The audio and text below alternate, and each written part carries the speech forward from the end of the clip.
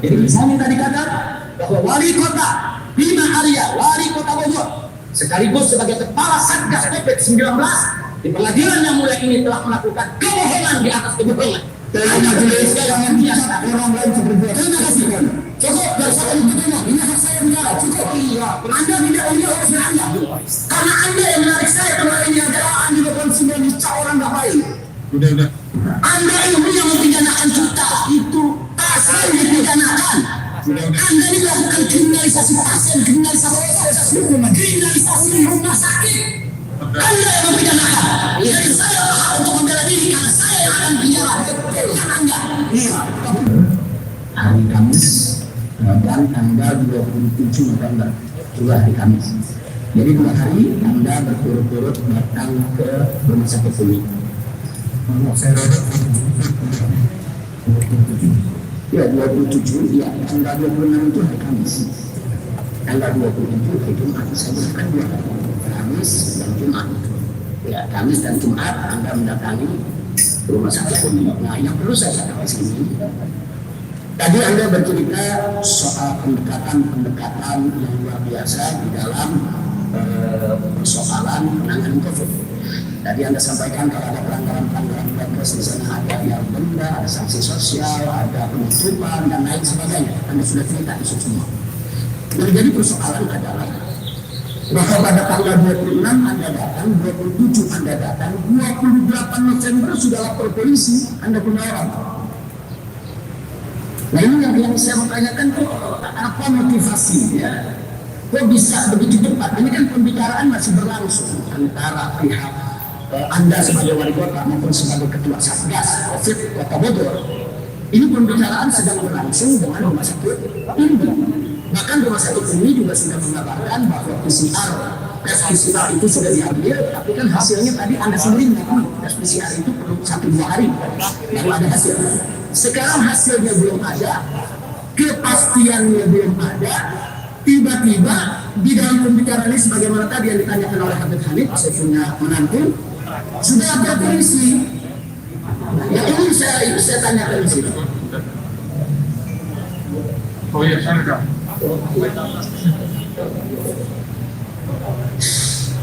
Ya lanjut silakan. Ya maaf, saya nggak barusan. Maaf. Baik, nah sekarang jadi saya hanya menyampaikan tadi sudah disampaikan oleh salah seorang pengacara saya bagaimana Anda punya langkah itu variatif di dalam mengatasi persoalan. Bahkan ada yang Anda langsung tutup, Anda ancam. Pertanyaan saya, kenapa hal yang sama Anda tidak lakukan dengan rumah sakit umum? Misalnya pada rumah sakit umum diancam, kalau Anda tidak berikan hasil 2 kali 24 jam, saya tutup rumah sakit. Atau kalau Anda tidak memberikan hasil itu 2 kali 24 jam laporan yang saya inginkan, saya tidak 100 juta. Kenapa Anda tidak setegas itu? Tapi justru yang terjadi, rumah sakit Umi sudah kooperatif, rumah sakit Umi sudah memberikan catat. Nah, Anda tadi bilang minta data yang sebenarnya. Yang disampaikan data yang sebenarnya belum ada kepastian karena hasil PCR belum keluar. Dokter saya saja yang merawat saya belum berani mengatakan Anda COVID, belum berani. Dia masih memberikan indikasi-indikasi. Aduh, ini indikasinya begini, ini hasil laboratorium begini. Nah, jadi dokter yang merawat saya justru mengusulkan kalau Habib ingin kepastian PCR. PCR akan lebih akurat. Dan saya setuju. Begitu disarankan PCR begitu, saya setuju. Artinya ini kan masih proses. Nah, proses ini masih berjalan. Ternyata Anda tidak mengambil sikap seperti yang ada Anda di tempat-tempat lain. Langsung tanggal 28-nya laporan polisi udah ada. Nah ini sebetulnya apa alasan Anda motivasinya kok bisa langsung pidana? Kenapa? Padahal tadi yang Anda cerita luar biasa. Saya salut. Bagaimana Anda variatif, Anda kooperatif, Anda begitu arif, begitu bijak mengatasi berbagai macam persoalan. Tapi giliran persoalan ini kelihatannya Anda sangat agresif sekali langsung lapor polisi. Ini jadi pertanyaan apa motivasinya? Apa betul itu Anda yang mau atau ada tekanan atau ada permintaan atau ada apa? Saya mau bertanya apa alasannya di sini?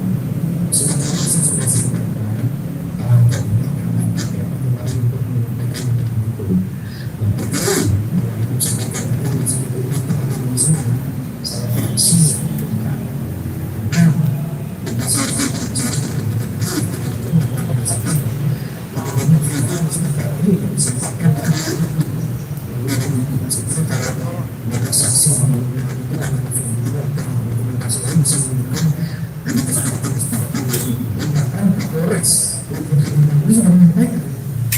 kita akan bangun supaya jelas apa yang terjadi. Silakan sampai ini laporan Satgas ke polisi ini membuat kami bisa mengatakan jelas apa sebetulnya terjadi. Kalau semua sesuai dengan persoalan dan pretek itu tidak masalah. Itu pelajaran saya. Saya lagi mau sekarang bukan ini yang saya tanyakan, bukan itu yang saya tanyakan. Yang saya tanyakan, saya ubah pertanyaannya.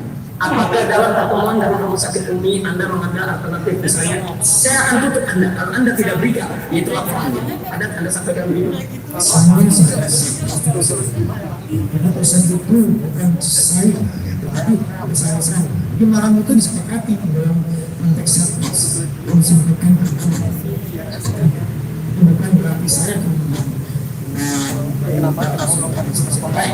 Nah, sekarang yang jadi persoalan, Anda dari di sini banyak bercerita betapa arif dan bijaknya Anda di dalam menggunakan prinsip dan lain sebagainya. Tapi tadi juga ada pengakuan dari Anda bahwa tadi ada pengakuan dari Anda bahwa dari seluruh kasus pelanggaran prokes yang terjadi di Kota Bogor, ada pertanyaan dan pengacara, tidak ada yang dipidanakan kecuali kasus ini.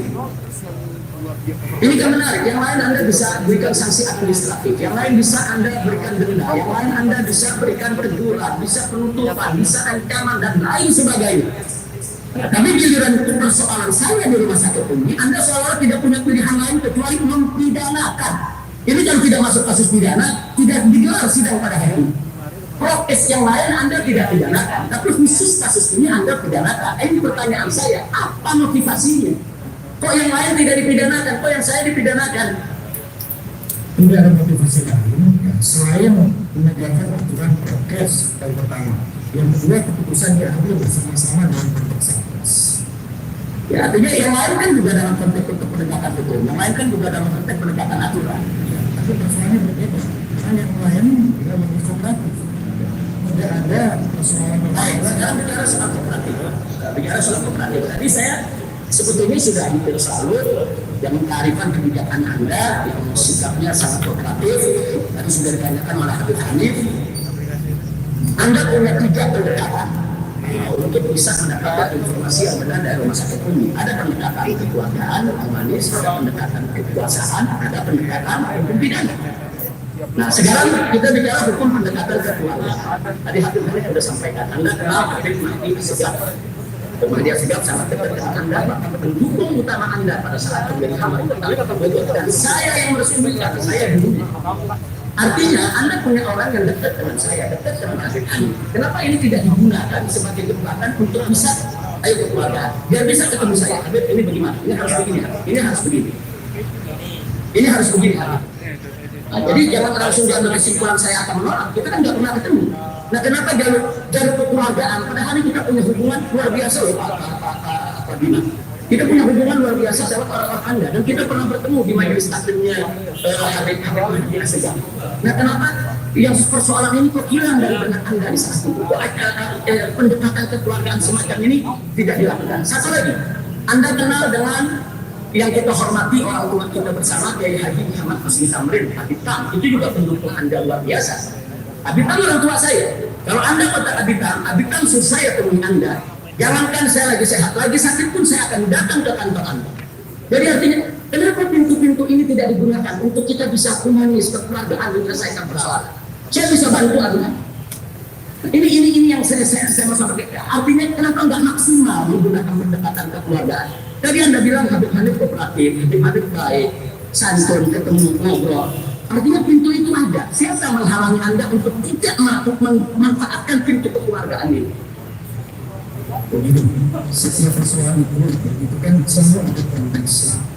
Dan ini konteks ini antara Satgas dengan sakit umum. Jadi saya sebagai Satgas tentu tidak langsung kepada umum untuk memberikan persembahan. Jadi kedua tidak saya menyatakan kemudian semuanya fokus ke rumah sakit umum. Tahun kedua, komunikasi dengan umum ini berkembang seperti itu. Saya fasilitasi dari saya tidak butuh komunikasi. Tapi sudah alami setelah laporan sudah dilaksanakan. Karena laporan itu kan kesepakatan saya kan salah satu pasangan dari Satgas tadi. Baik, Anda ada pertemuan dengan para habaib dan para ulama termasuk Habib Mahdi setelah pelaporan tersebut, dan tadi juga Anda sudah mengakui Anda akan mempertimbangkan pencabutan laporan. Bahkan tadi Anda bercerita sudah ada niat untuk mencabut laporan. Tapi tadi Anda cerita ada yang menyatakan dan keluarga tidak boleh dicabut. Nah, sekarang yang pertanyaan saya, di pemerintah kota Bogor itu kan punya ahli hukum. Anda punya ahli hukum di kantor. Apakah Anda tidak bertanya kepada ahli hukum Anda di kantor kota Bogor bahwa yang namanya delik aduan itu bisa dicabut kapan saja? Kalau polisi mengatakan itu delik umum, ya nggak mesti Anda yang melapor atau staf Anda. Artinya tidak ada larangan, dalam perundang-undangan kita siapapun yang melapor boleh untuk mencabut laporannya. Saya mau tanya sekarang, siapa ini di Polda yang mengatakan tidak boleh cabut?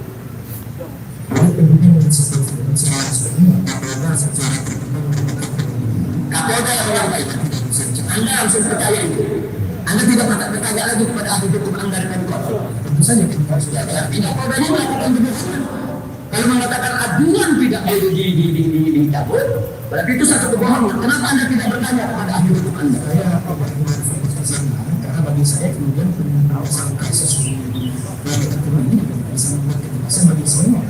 Artinya kalau misalnya Anda mengabaikan pendekatan kekeluargaan, Anda langsung tanggal 26 Anda ke rumah sakit ini, 27 Anda ke rumah sakit ini, 28 langsung bikin laporan polisi. Berarti tidak ada pertimbangan pendekatan kekeluargaan. Kita jujur aja, ada pertimbangan bilang ada pertimbangan, tidak ada bilang tidak ada. Ini di depan majelis hakim yang mulia. Sebetulnya perbedaannya cuma per hari, begitu cepat. Kemudian baik, sekarang kita bicara, sudah jelas bahwa pendekatan kekeluargaan ini Anda tidak manfaatkan secara maksimal.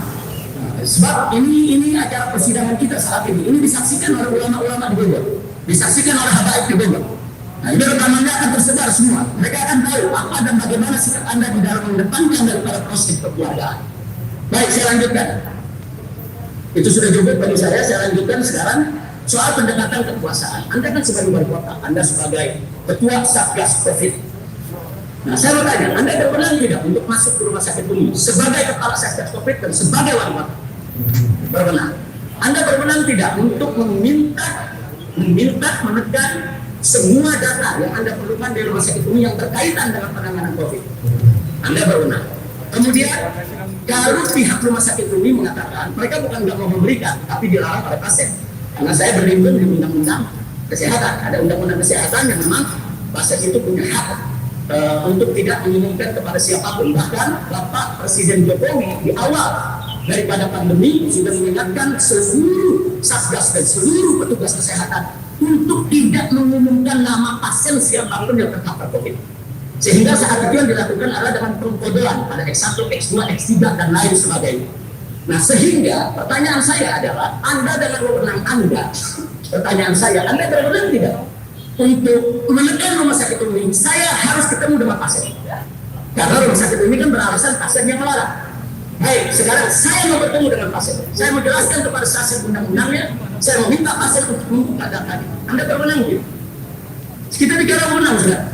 Saya tidak bicara Anda mau atau tidak. Anda punya wewenang tidak?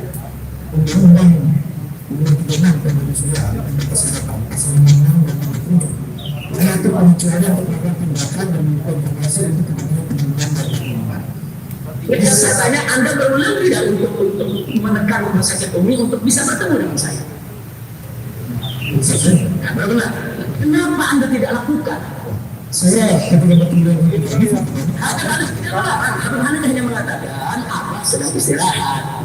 Tapi kalau Anda katakan coba Habib Hanif sampaikan ke Abah, ya kan, Pak Bima Arya selaku Satgas ingin ketemu, karena ada data yang nggak mau dibuka oleh rumah sakit ini karena Abah yang melarang, kan bisa begitu. Nah, sampaikan Habib Hanif ke Abah, kalau saya nih sebagai Satgas COVID harus tahu, saya berhak untuk tahu. Apa Anda lakukan itu? Saya kira akan diutus langsung melakukan prinsip kepada saya. Iya, artinya begini, Anda kan udah bagus, Anda menghargai itu, Anda menghargai saya istirahat dan lain sebagainya. Nah, kalau memang Anda menghargai proses ini, Anda hargai, yang begitu saya berterima kasih dan begitu salut, Tapi kenapa tiba-tiba kok tanggal 28-nya langsung main dipidana hukum? Ini kalau sudah lapor pidana, urusannya penjara. Hati-hati Pak Bima. Jadi urusannya bukan urusan main-main, ini urusannya di penjara. Walaupun sekarang saya ini di penjara dengan kasus yang lain, ini juga berpotensi untuk menambah daripada masa penjara saya. Nah, apa Anda tidak berpikir saat itu kalau udah laporan pidana ini akan jalan ke pengadilan, saya bisa di penjara. Buktinya sekarang hanya di penjara. Nah, jadi maksud saya, tadi kan Anda ahli, Anda menyampaikan Anda ahli, Anda bijak luar biasa. Saya terharu. Anda mengedepankan sanksi administratif dulu, denda dulu, apa dulu, segala macam. Ini ada kesempatan melakukan pendekatan kekeluargaan, Anda nggak pakai. Oke, kekeluargaan sudah selesai. Sekarang pendekatan kekuasaan, Anda bisa. Saya berbalik, saya mau ketemu pasien. Saya berbalik, keluarkan itu data semua. Kalau tidak, saya tutup di rumah sakit. Anda bisa pendekatan kekuasaan, ada pendekatan kekeluargaan, ada pendekatan kekuasaan. Dua-duanya Anda tidak lakukan. Yang Anda lakukan adalah pendekatan pidana. Langsung lapor pidana diurus oleh polisi. Ini motivasinya apa? Saya tanya motivasi. Apa betul tidak ada memerintahkan Anda untuk ini semua? Dan Anda sudah janji depan habaib, depan ulama, saya akan mempertimbangkan ini untuk mencabut. Anda tadi sudah sampaikan saya sudah punya niat mencabut, tapi begitu dengar Kapolda bilang tak boleh dicabut, Anda tidak cabut. Kalau betul Kapolda mengumumkan tidak boleh cabut, Kapolda berbohong itu, Kapolda Jawa Barat. Kebohongan publik, dusta itu Anda pejabat. Kok bisa percaya begitu saja padahal Anda punya tim hukum di pemerintahan Kota Bogor? Bisa bertanya. Itu yang saya inginkan. Jadi artinya dalam fakta persidangan ini jelas Anda tidak melakukan pendekatan kekeluargaan, Anda tidak melakukan pendekatan kekuasaan, tapi Anda memilih jalan dengan tim Anda untuk proses hukum pidana. Saya hanya ingin memastikan itu saja, Pak Bima Arya. Jadi kita nggak perlu ada dusta di antara kita, bicara apa adanya. Nah, ini yang kita inginkan. Karena ini disaksikan oleh seluruh ulama dan seluruh kiai sebogor. Ini disaksikan. Semua kawan-kawan sahabat Anda menyaksikan pada hari ini. Baik, sekarang saya ingin menanyakan persoalan lain. Persoalan lain yang ingin saya sampaikan adalah Anda pada saat pertama datang ketemu dengan Dr. Andi Taat, itu ada kesepakatan, kita silent, kita rahasiakan. Kita sudah nyatakan dalam sidang ini, di awal sidang tadi ditanya oleh hakim, ditanya juga oleh pengacara. Tapi setelah itu ternyata Anda juga yang mengumumkan di berbagai media. Apapun alasannya, betul media ada. Tapi akibat dari apa yang Anda sampaikan ke media tadi sudah dijelaskan oleh Habib Hanif, banyak pekarangan bunga, nggak sampai di situ.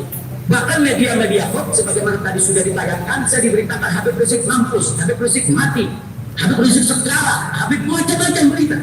Nah, saya yang sedang dirawat di rumah sakit diserang dengan media semacam itu, tentu dapat tekanan. Ditambah lagi Anda membuat laporan polisi, Anda ditambah lagi membuat wawancara dengan televisi. Nah, ini jadi semua ini menjadi tekanan bagi seorang pasien. Apa pantas seorang pasien diperlakukan sedemikian rupa? Saya sudah menjelaskan semua itu sudah awal. Jadi silakan pemeriksaan konsumen dan fakta yang ada. Siapa yang pertama kali terjadi sedang saya bukan wanita Satgas, bukan saya sedang memberikan foto. Kemudian yang kedua,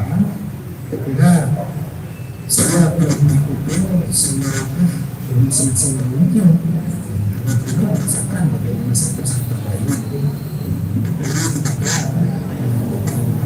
saya pun kata saya pun apabila sebagai awal yang saya lakukan ini bersama-sama sifatnya tidak terjadi. Ya, jadi Pak Bima, terima kasih banyak. Waktu itu kan juga Anda tadi kan juga sudah mengakui, saya titip salam lewat Habib Hanif. Kalau nanti Pak Bima datang, sampaikan salam saya, terima kasih atas perhatiannya. Artinya kan kita sebetulnya udah membuka hati, membuka pikiran.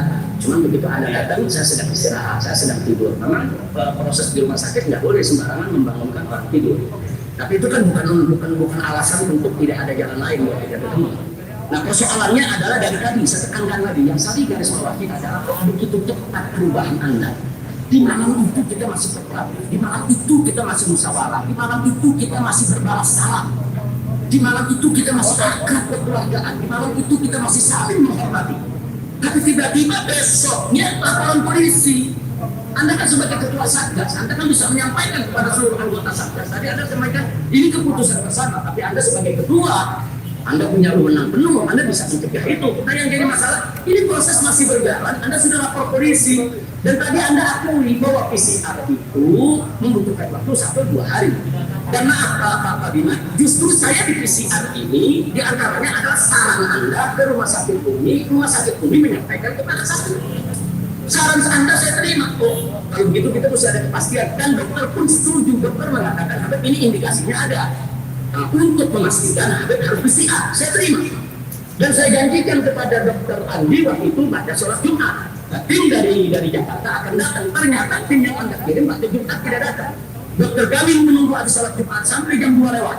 Nah begitu tidak ada kepastian datang, tidak ada ketegasan jam. Saya katakan kepada tim dokter, saudara, Anda ini punya kerjaan, Anda mau balik ke rumah sakit, Anda punya pasien yang nggak boleh tinggal, periksa saja saya sekarang. Saya ambil keputusan. Akhirnya saya diperiksa PCR, ada tendensi, dan saya sampaikan kepada Habib Hanif, lalu nanti tim yang Anda kirim datang, sampaikan saja, Abah sudah di PCR, dan nanti kasih saja nomor telepon tim Mercy, biar nanti Satgasnya bisa langsung koordinasi dengan tim Mercy. Nah kemudian saya tambahkan lagi, saya PCR tanggal 27 hari Jumat, 27 hari 27 saya di PCR 27 hari Jumat. Sabtu, Ahad itu hari libur. Saya tidak dapat kabar. Saya dapat kabar per telepon itu hari Minggu. Habib ini sudah ada hasil. Ternyata Habib ini berdasarkan PCR itu positif COVID. Nah terus saya tanya, apa saya perlu kembali ke rumah sakit? Kepada dokter ini, tidak perlu Habib. Habib kan udah dirawat selama beberapa hari, sudah minum obat sekian. Jadi tinggal isolasi aja di rumah. Kami dari tim Mercy yang akan mengontrol Habib. Saya setuju. Kenapa saya nggak dirawat aja? Karena kondisi Habib sudah landing. Nah, saya nggak paham nanti dokter Andi Tata terlepas udah landing. Kalau baru apa udah landing, sudah mau sembuh, sudah tidak menularkan lagi. Jadi Habib tenang aja di rumah, tapi tetap harus isolasi selama 14 hari. Saya ikuti. Hasil resminya baru saya dapat hari Senin. Rumah sakit kalau nggak salah rumah sakit ini juga hari Senin itu tanggal 30 November baru dapat hasil. Artinya kalau Anda sedikit saja bersabar sampai hari Senin, Anda akan dapat datanya lengkap di rumah sakit ini. Nah, jadi bukan rumah sakit ini jangan sekonyong-konyong sengaja untuk melanggar aturan, karena memang belum ada kepastian. Mana mungkin rumah sakit ini melaporkan sesuatu yang belum pasti. Baik, saya pikir itu yang selanjutnya masih ada beberapa lagi untuk menyingkat waktu saja. Begini Pak Bima, Anda ini orang cerdas, Anda orang pintar, Anda dokter, dan Anda juga bervisi, Anda pemimpin. Saya mau tanyakan, kita bincang-bincang ini penting sekali. Jika Anda selaku kepala Satgas COVID-19, Anda kepala Satgas COVID-19, bertemu dengan orang yang OTG, orang tanpa gejala. Kemudian Anda tanya kepada yang bersangkutan, Anda sakit? Anda sakit? Terus jawab, enggak, saya sehat. Saya nggak sakit. Karena memang dia nggak merasakan gejala, dia nggak ada nyesek, nggak ada batuk, saya sehat. Nah kemudian ada yang orang tersebut pada begitu kita periksa. Begitu diperiksa, ternyata dia COVID. Pertanyaan saya, apakah pernyataan dia yang barusan boleh dikatakan bohong? Apa? Dia sengaja berbohong. Nah, dia tanpa gejala, dia nggak tahu, dia nggak pernah periksa. Anda COVID? Enggak, saya sehat. Saya sehat. Loh, dari mana Anda tahu saya sehat? Saya makan biasa, saya nggak meriang, saya nggak batuk, saya nggak lakukan kemari, nggak ada apa-apa. Terus Anda aja, yuk kita periksa. Dia mau periksa, begitu periksa, ternyata positif COVID, di OTG. Nah, begitu ada hasil pemeriksaan, apa boleh kita tuduh bahwa pernyataan dia pertama itu bohong? Dia bohong atau tidak tahu? Ya, kan konteks ini dulu saya tanya. Konteks ini dulu saya tanya. Dia tidak berbohong. Baik. Ya, tunggu dulu. Anda jangan langsung kasih kesimpulan dulu. Saya cuma tanya itu dulu. Nah, ketika saya masuk ke rumah sakit Umi, saya diperiksa di MRI dan lain sebagainya. Dokter sendiri nggak berani mengatakan Habib Anda COVID, nggak berani. Tapi mereka melaporkan Habib ini indikasinya ada. Tapi kami nggak berani memastikan. Tunggu dulu, ini Majelis Hakim yang mulia, ini boleh dipotong sebentar. Kita sepakat dari awal pemeriksaan saksi ini tidak boleh dilai. Tapi ternyata kita buka YouTube ini minta yang kemana-mana, izin majelis. Kenapa bisa? Loh, ini memang harus diminta dong. Ini berkaitan dengan keahlian. Ini Bicara sama kami bicara sama majelis. Inilah karena majelis. Disampaikan apa? Nah, majelis sepakati pemeriksaan tidak lain, tapi nyatanya lain. Gimana? Ada di YouTube. Tadi majelis hakim di awal sidang sudah mengumumkan pengadilan sidang terbuka untuk umum. Sahih. Sahih. Ini disiapkan kemana-mana yang debat.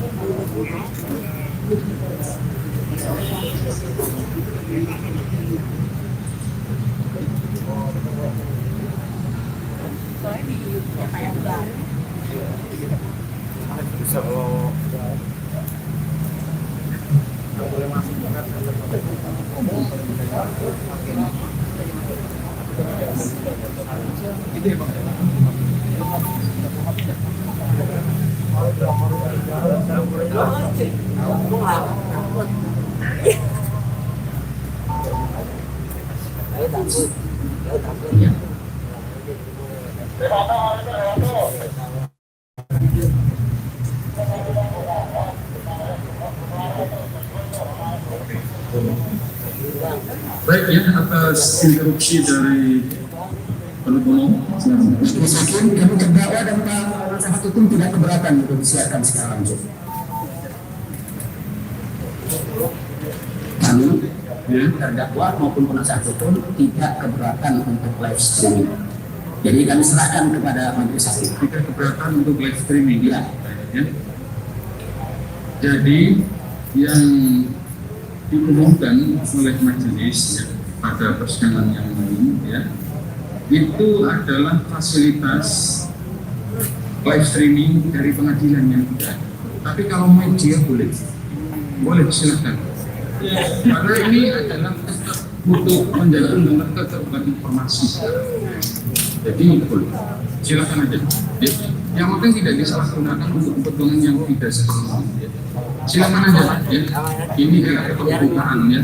Silakan masyarakat menonton melalui televisi di rumah, melalui media yang lain. Ya. Silakan. Tidak masalah itu. Ya. Pengadilan tidak menyediakan fasilitas live streaming itu. Ya. Sudah mengerti ya? Ya. Kamu sudah mengerti ya? Siap. Baik ya. Boleh lanjut? Lanjut. Majelis hakim, terima kasih. Terima kasih Pak Bima Arya atas jawaban yang jujur tadi, bahwa orang yang OTG tadi saat ditanya apa Anda COVID, dia jawab tidak. Setelah dari saksi materi COVID, dia tidak boleh dibilang bohong karena dia tidak tahu. Itu konteks dia. Sekarang konteks saya bicara. Selama saya dirawat di rumah sakit ini, tidak ada satupun dokter yang berani langsung memastikan saya COVID. Tapi memang mereka mengatakan gula saya naik, tensi saya naik, kemudian ada beberapa indikasi-indikasi yang menurun, yang tidak normal, sehingga mereka khawatir, lawat. Nah, karena itu dokter saya menyarankan Habib sebaiknya tes PCR. Sebagaimana disarankan oleh oleh Satgas Covid, disarankan oleh Pak Wali Kota, disarankan juga oleh pihak rumah sakit. Saya terima, akhirnya kita buat PCR. Artinya sebelum hasil PCR itu ada, saya sendiri nggak berani mengatakan saya COVID. Nah, sekarang berkaitan dengan film yang tadi ditayangkan oleh jaksa penuntut umum, film yang saya sedang testimoni, mengucapkan terima kasih kepada rumah sakit Umi. Tadi Anda sudah saksikan. Di situ saya terima kasih kepada dokternya, kepada perawatnya dan lain sebagainya. Di bagian akhir saya mengatakan begini. Kenapa saya minta pulang? Saya baca transkripnya yang ada di BAP. Kenapa saya minta pulang? Saya minta pulang atas permintaan saya karena memang kita rasa sudah bugar. Saya merasa sudah bugar. Yang saya rasakan, bukan yang dokter rasakan, yang saya rasakan, saya sudah bugar. Kenapa saya sudah bugar? Sudah cabut, infus, kemudian juga sudah bebas makan, minum, tidak ada pantangan, tidak nyesek, tidak batuk. Saya merasa saya sudah bugar.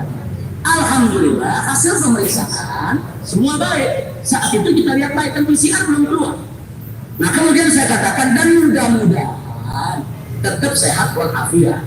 Nah pernyataan ini pada saat Anda diperiksa oleh penyidik, nah kemudian penyidik menanyakan Anda katakan ini Habib bohong. Ada di BAP Anda katakan saya bohong dan ini berbahaya melakukan kebohongan. Di mana bohongnya? Saya juga tidak sebut, saya tidak sebut positif COVID ataupun negatif. Saya tidak sebut positif ataupun negatif, tidak. Saya hanya mengatakan yang saya rasa, saya segar. Emang begitu yang saya rasa, saya segar. Bahkan di sini saya berdoa mudah-mudahan tetap sehat walafiat. Nilai bohongnya di mana? Ini dalam konteks tadi kan saya belum dapat PCR. Kalau saya sudah dapat PCR, saya dikatakan Habib COVID, saya katakan saya sehat, saya bohong. Harus dituntut, harus dipenjara saya rela, saya rela. Tapi ini persoalannya hasil PCR-nya itu baru di PCR tanggal 27, 28 belum ada hasil karena ada tekanan di luar, ada wawancara di TV, ada media yang mengatakan saya mati, saya mampus, saya setara dengan segala macam. Istri saya juga khawatir, istri saya punya darah yang tadi 150 naik jadi 400. Ini kan bahaya, saya putuskan lah kalau gitu saya pulang. Ini namanya saya dirawat dalam teror. Jadi bohongnya di mana? Saya nggak mengatakan saya positif COVID atau negatif COVID, enggak. Justru saya lagi menunggu hasil. Dan begitu saya terima hasil, hari Ahad dikatakan Habib positif COVID. Saya tawarkan diri, apa perlu dirawat lagi? Saya balik ke rumah sakit. Dokter tim medis mengatakan tidak Habib. Yang penting Habib ikuti sidang. Saya ikuti semua petunjuk dokter. Sampai dalam rumah itu cucu saya tidak berani temui. Saya punya cucu kecil-kecil banyak, tidak ada berani saya temui. Artinya saya ikuti protokol itu dengan baik. Nah sekarang pertanyaan saya satu aja, kenapa dalam BAP Anda, tidak Anda mengatakan saya ini bohong? Sebenarnya saya fokus kepada kenapa saya di sini dan menjelaskan ya soal ini ada di BAP. Saya punya usaha. Ya, saya. Karena sebagai prosesnya, saya merasa ada yang mengikuti proses ini. Jadi kemudian itu terjadi. Bahwa ada laporan tentang kondisi ini dan kita semua disampaikan ke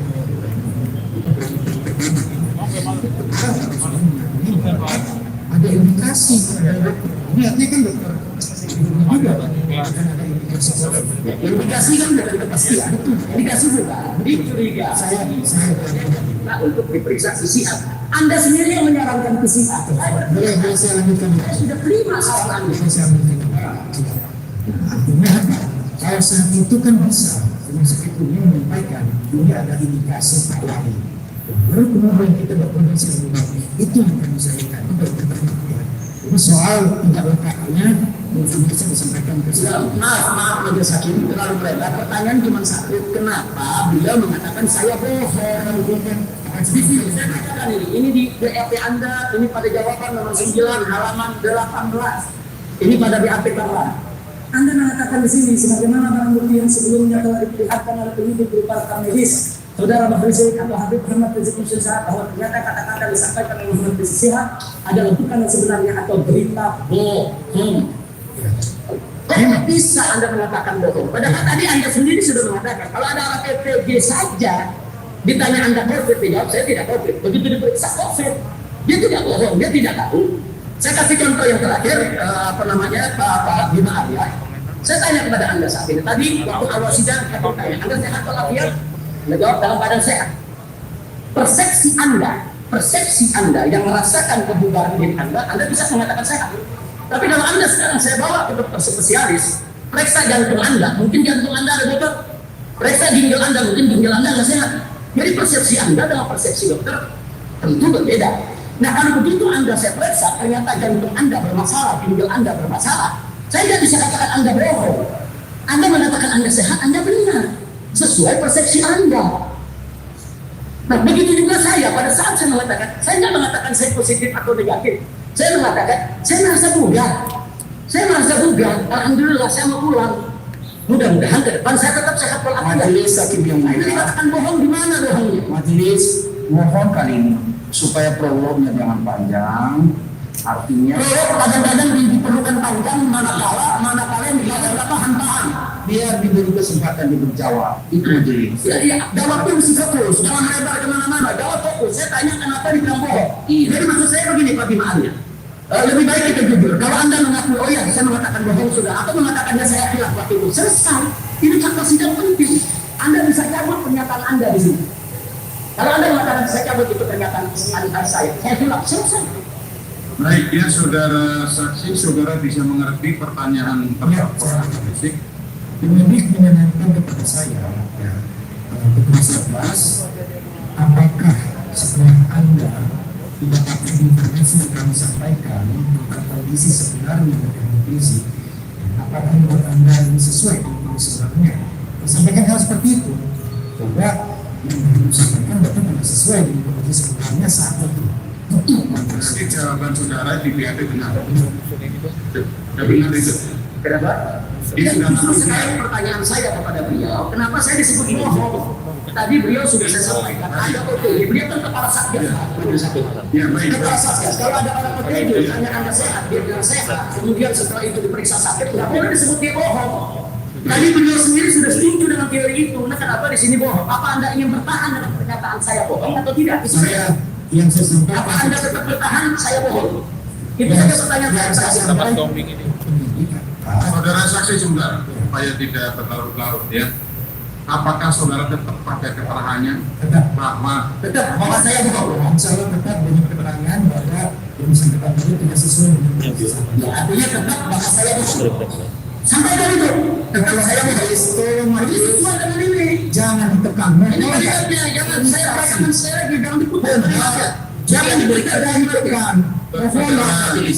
terdakwa ya, jadi saksi sudah mengakui bahwa dia tetap pada keterangan di BAP. Saudara, jadi tidak bisa dia tidak berubah kan? Baik. Lanjut yang lain. Baik, sekarang kita lanjutkan yang lain. Jadi saudara saksi, Anda tetap berpegang bahwa saya sudah berbohong. Nah sekarang saya mau tanyakan kepada Anda orang cerdas, Anda orang pintar, Anda dokter. Nah kepada pernyataan saya Anda bilang saya berbohong. Kenapa kepada pernyataan PPD Anda bilang dia tidak bohong? Apa kok bisa kontradiksi berbeda? Karena ketika kami pernah dengan referensi tentang kondisi ini banyak referensi tentang Kita bicara COVID, bukan referensi penyakit yang lain. Bicara COVID. Bicara COVID. Jangan ada penyakit yang lain. Bicara COVID. ada indikasi COVID. Bagaimana kepastian? jadi mohon maaf mengucapkan kemudian saksi menjawab dan masing-masing pihak menentukan dalam nanti terdakwa dalam pembelaannya kami dalam tuntutan kami. Bukan menjadi sebagai Pertanyaan selanjutnya. Silakan. Baik, itu kita abaikan. Yang jelas di sini terdakwa tetap bertahan bahwa saya bohong. Baik, berikutnya yang ingin saya tanyakan. Berdasarkan SK Menteri Kesehatan yang mana dikeluarkan tanggal berapa antigen itu, tes antigen menjadi tolok ukur standar COVID sejak kapan? Sebab dari tadi Anda bicara soal antigen dengan dokter kata di rumah sakit berdasarkan antigen katanya reaktif, positif. Nah pertanyaan saya sejak kapan tes dengan antigen ini, tes antigen ini menjadi tolak ukur positif COVID yang dikeluarkan oleh surat Menteri Kesehatan. Tanggal dan suratnya tentu saya tidak hafal, tapi setelah ketentuan tentang PCR. Ya, paling tidak sejak bulan apa? Anda kan satgas COVID. Bulan apa ini berlaku? Bulan Desember. Bulan Desember. Nah, saya sampaikan bisa ditunjukkan nanti. Jadi surat keputusan Menteri Kesehatan itu tertanggal 8 Februari 2021. Anda terima itu? Baik. Saya dirawat bulan November tahun 2020. Keputusan antigen sebagai tolak ukur COVID bulan Februari tahun 2021. Jadi artinya, sebagaimana tadi Dr. Kandita berkata, walaupun antigen itu menyatakan reaktif, yang kadang-kadang reaktif dipersiapkan menjadi positif, walaupun itu tetap belum menjadi tolak ukur. Karena surat keputusan Menteri Kesehatan ini yang menjadi salah satu yang harus menjadi sandaran hukum bagi bekerjanya bertugas di sektor COVID belum berlaku. Jadi bagaimana Anda bisa ngotot kepada rumah sakit Umi untuk itu diberlakukan, untuk itu dinyatakan bahwa pasien itu sudah COVID? Nggak bisa. Nah sekarang saya tanya, kalau antigen belum diberlakukan oleh Menteri Kesehatan pada bulan November, apa boleh itu menjadi tolak ukur? Harus dipastikan antigen itu bahwa seseorang itu kalau sudah reaktif pasti COVID. Saya akan koreksi, saya tidak pernah menyelesaikan hasil positif, tidak seperti itu. Tetapi yang kita minta lebih kepada status kondisinya reportnya seperti apa. Sehingga saya sampaikan di awal tadi. Bukan itu yang saya tanya, Majelis. Bukan yang ada menjelasin. Majelis hakim ini kelihatannya terdakwa belum saksi belum paham. Saya sangat paham. Dia dijelaskan dulu. Kalau Anda paham, jawab dulu jelas. Jangan muter-muter. Saya tidak sidang ini. Tadi Anda mengatakan Majelis yang sabar bergiliran bertanya dari yang sabar. Silakan Tapi kalau jawab muter-muter buang waktu. Masih, silakan dijawab. Saya hanya mengatakan untuk bersama. Walaupun itu disampaikan kemudian kita koordinasikan. Kita tidak minta harus ada kepastian positif tidak. Dan itu pun tidak kita dapatkan dari vaksinasi itu saja. Baik. Artinya kalau antigen belum menjadi kepastian saat itu, lalu dengan kepastian apa saya dinyatakan berbohong kalau saya ini menyatakan ini sedang bukan? Kita bicara dasar hukum. Dasar hukum Anda sebagai kepala Satgas COVID-19 Kota Bogor. Dengan dasar hukum apa Anda memaksakan rumah sakit ini, saudara, untuk membuat laporan tentang kepastian kondisi? Orang kondisinya belum pasti kok. Kita masih nunggu PCR kok. Bisa saja. Ya, silakan. Sudah ada edaran yang diberikan sebelumnya. Ini harus ada pelaporan. Yang kita tuntutkan pelaporan tadi. Bukan harus kasus positif PCR. Baik, sekarang kalau Anda mengadakan pelaporan, yang dilaporkan bukan rumah sakit ini saja. Saya pasti dilaporkan. Apa dosa saya? Jadi Anda punya rencana apa? Makanya dari tadi saya katakan 26 Anda datang ke rumah sakit, 27 rumah sakit datang, 28 langsung lapor polisi. Sikap betul, semangat betul memenjarakan orang, semangat betul mengkriminalkan orang. Hati-hati Pak Binaya. Ini kasus saya ini yang sedang disidang. Kita sudah membuktikan dalam sidang ini apakah terjadi kriminalisasi terhadap pasien, apakah terjadi kriminalisasi terhadap para dokter, apakah terjadi kriminalisasi kepada rumah sakit Umi. Nah, rumah sakit Umi ini kan rumah sakit rujukan COVID juga di Kota Bogor. Artinya Anda tunjuk rumah sakit Umi, berarti rumah sakit Umi adalah tempat yang tepat untuk saya berobat. Sekarang pertanyaan saya yang ingin saya minta dijawab juga oleh saudara Bima Arya. Saya sakit, terlepas bicara COVID atau bukan COVID, katakan COVID, saya sakit. Saya datang ke rumah sakit rujukan COVID, apa tindakan itu sudah tepat? Kemudian saya dirawat oleh dokter-dokter yang berpengalaman, dokter-dokter spesialis, dirawat dengan baik, diberikan obat yang luar biasa, sehingga dalam waktu 1 hari saja itu saya punya kondisi sudah mulai bugar luar biasa. Nah sekarang berarti kan saat itu kan tindakan saya tepat. Saya bukan lagi jalan-jalan di pasar Bogor, saya bukan lagi jalan-jalan di kerumunan, saya sedang berobat. Tapi tindakan berobat itu sudah benar. Nah sebenarnya yang kami harapkan dari Anda sebagai Satgas COVID-19 di Kota Bogor yang pada awalnya datang kooperatif, kami gembira, dapat perhatian kami gembira. Nah, kenapa kami gembira? Kami dalam kritis di rumah hadapi segala macam gonjang-ganjing, menghadapi penyakit muda, Anda datang. Saya pikir ini jadi malaikat penolong. Ternyata mungkin runyam urusannya. Nah, pertanyaan saya kepada Anda, kenapa Anda sebagai Satgas COVID tidak membantu rumah sakit Umi untuk meluruskan yang salah rumah sakit Umi? Diluruskan. Oh, rumah sakit Umi ini nggak betul. Diluruskan. Kenapa justru dilaporkan, dipidanakan? Proses meluruskan itu sudah terjadi sejak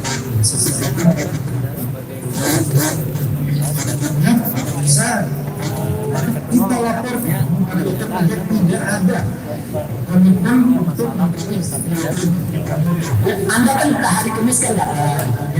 ketemu, minta bagaimana beritanya, dan Anda sarankan untuk PCR, diterima oleh Rumah Sakit Umi. Rumah Sakit Umi kasih kabar kepada kami setuju, berarti saran Anda dilaksanakan. Terus besoknya kami tunggu tim dokter yang Anda kirim, datangnya sore, sementara tim kami datang pada saat Jumat. Pada Jumat langsung kami diperiksa karena menunggu tim Anda terlalu lama. Dokter punya kerjaan, apalagi di musim pandemi begini, mereka punya banyak pasien yang harus urus. 2 jam lebih nunggu tim Anda tidak datang. Akhirnya kami minta diperiksa. Begitu Anda datang, Anda memaklumi. Jangan lupa tuh, tadi Anda juga cerita, kami memaklumi. Yang penting kami minta laporannya. Tadi Anda cerita, kemudian ketemu sama Habib. Anda minta dihubungkan, baik pemerintah pintu dihubungkan dengan tim medis. Berarti nggak ada yang dilanggar. Nah terakhir Anda minta coba semua data berikan dulu. Rumah Sakit Umi mengatakan tunggu hasil PCR. Ini kan baru di PCR tadi siang. Tunggu hasil PCR. Hasil PCR masuk Rumah Sakit Umi akan memberikan laporan. Anda tidak sabar, besoknya lapor polisi. Ya sekarang aja. Silakan. Sudah saya jelaskan Pak. Yang dipersoalkan kita tidak memberikan informasi lewat pelaksananya siapa. Sehingga keberadaan kesulitan itu sebenarnya masih menjadi mas. Bagaimana kita mengucapkan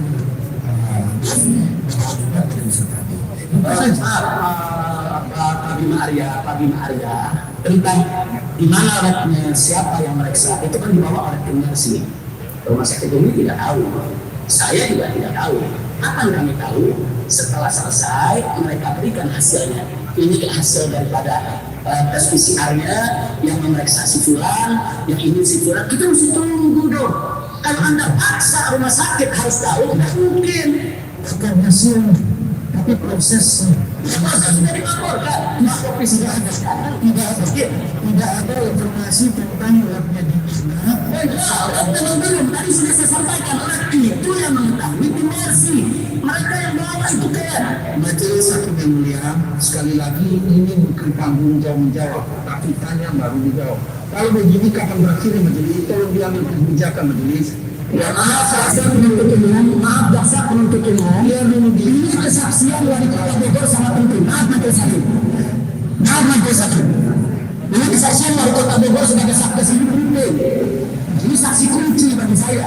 Baik, coba diluruskan, disimpulkan pertanyaannya supaya dapat dipahami dan dijawab. Ya. Jangan diulang-ulang yang sudah ditanyakan. Baik. Silakan. Kalau begitu saya nggak mau bertanya lagi, saya bikin pernyataan saja bahwa saksi Bima Arya pada hari ini melakukan kebohongan demi kebohongan. Dia berbohong kalau Rumah Sakit Umi itu melanggar kesepakatan. Dia berbohong kalau mengatakan Habib itu berbohong melanggar kesepakatan.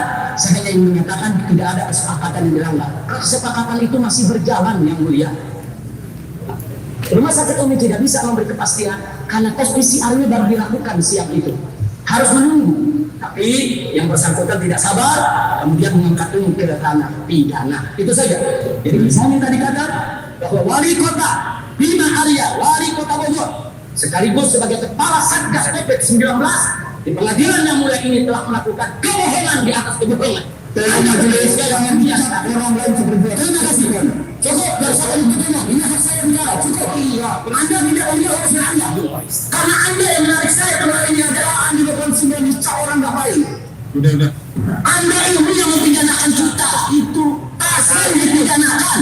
Anda ini melakukan kriminalisasi pasien, kriminalisasi hukum, kriminalisasi rumah sakit. Anda yang mempidanakan. Jadi saya berhak untuk membela diri karena saya yang akan bicara. Karena Anda. Iya. Tapi jangan bicara orang. Saudara terdakwa sabar ya, sabar. Ya. Untuk sabar, saksi sabar. Bukan beliau disumpah saudara untuk tidak berbohong. Beliau disumpah untuk tidak berbohong. Sudah terdakwa. Sekarang saya membuktikan beliau berbohong. Itu hak saya, jaksa penuntut umum. Sabar, sudah sabar. Ya baik, terima kasih majelis hakim. Terima kasih. Saya cukup sampai di sini. Teman.